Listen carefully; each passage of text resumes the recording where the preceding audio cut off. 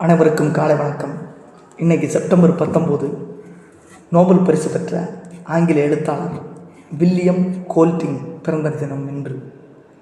இலக்கியத்துக்கான Nobel பரிசு பெற்ற British நாவல் ஆசிரியரும் கவிஞருமான சர் வில்லியம் ஜெரால்டு கோல்டிங் அவருடைய பிறந்த தினம் என்று.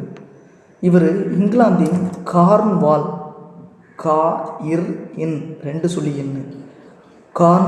கார்ன்வால் பகுதியில் உள்ள நியூஹி நகரில் 1911 பிறந்திருக்கிறார். தந்தை பள்ளி ஆசிரியர், தாய் மகளிர் வாக்குரிமைக்காக போராடியவர். தந்தையின் மல்பரோ கிராமர் பள்ளியிலேயே ஆரம்ப கல்வி பயின்றார். சிறு வயதிலேயே எழுதும் ஆர்வம் கொண்டிருந்தார். 12 வயதில் ஒரு நாவல் எழுத வேண்டும் என முயன்றார்.